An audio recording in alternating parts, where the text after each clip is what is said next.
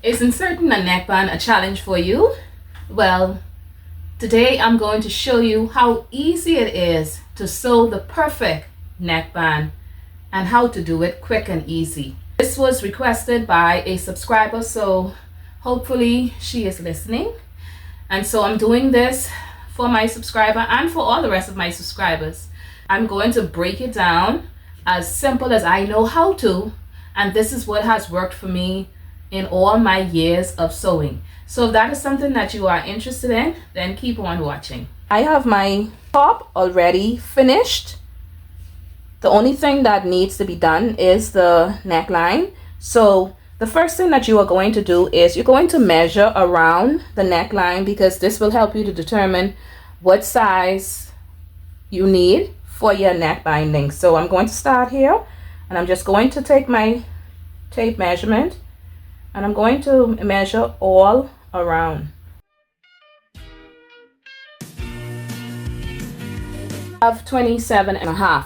Take your handy dandy calculator, 27.5, and you're going to multiply that by 80%. So 27.5 multiplied by 0.80, that's 80%. So that is giving you 22, right? So you're going to add your seam allowance, so that'll be 22 plus 0.5. So that's 22.5. My neckband is 2 inches, and I'm using the same fabric for the neckband. 22.5 is 11.25 on the fold, so let's do that. And the rest we don't need, so I'm going to cut the rest off. If the fabric is not a stretchy one, then instead of using 80%, you probably will use 90%. And if the fabric is a very stretchy one, then you will, instead of using 80%, you will use 75%. I'm going to put the ends together, and then I'm going to pin them down. Because this is a stretchy fabric, a knit fabric, I'm going to use a zigzag stitch, and I'm just going to stitch that together. Now, because this is such a small fabric, sometimes the machine has a tendency to want to eat the fabric. So instead of starting at the very beginning, because that's not going to work, just come down a little, and then you could always go back. Take your pins out as you go.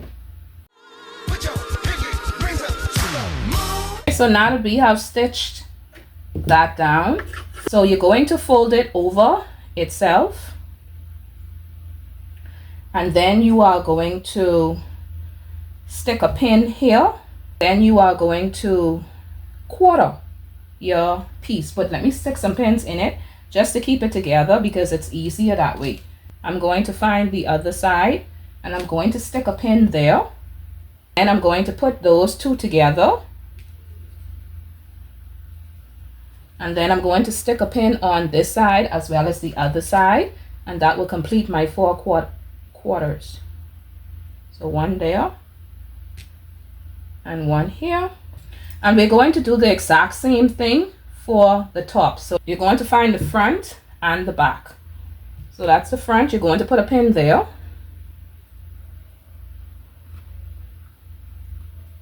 and you're going to do the same thing for the back. Now, to get the other 2 quarters, this is what I do. Some persons only do the front and some persons only do the back, and that works for them. But same front and back, I'm going to put them together, and you will see where the other 2 points line up. So I'm going to stick my pin in both of them. So one here, one there, and one there.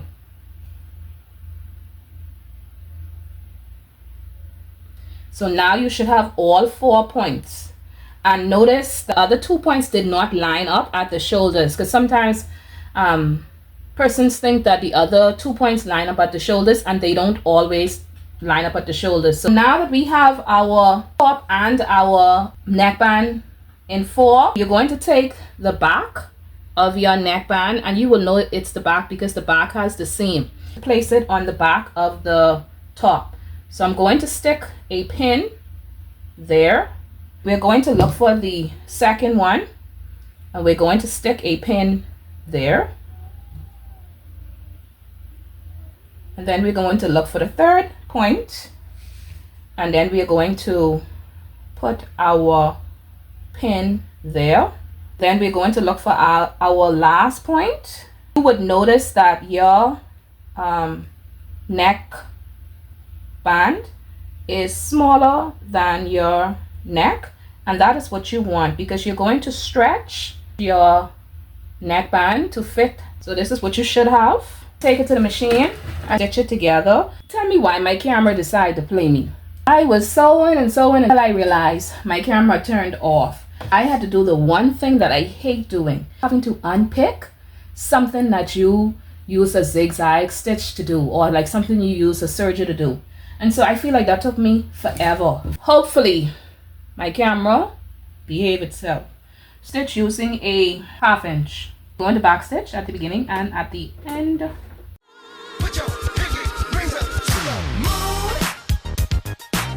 Now that you have your neck band stitched from the edge, you're going to come down about 1/4 inch and you're going to make a stitch all around.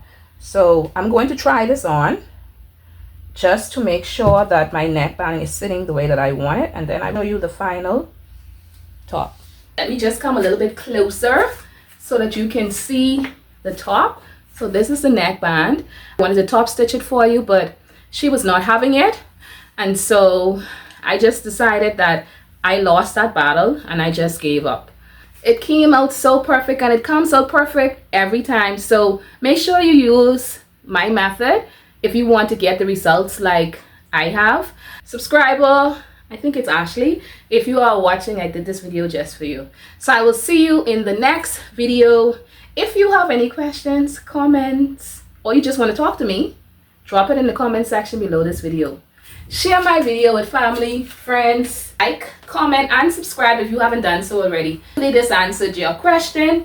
And if you have any other questions, or any one of you, my subscribers, my lovely watchers, drop them in the comment section below this video and I will be sure to respond to you. I posted something on my community page a few days back. I'm thinking about changing my channel's name because I realize it's hard for some persons to find it. Drop your suggestions in the comment section. Bye.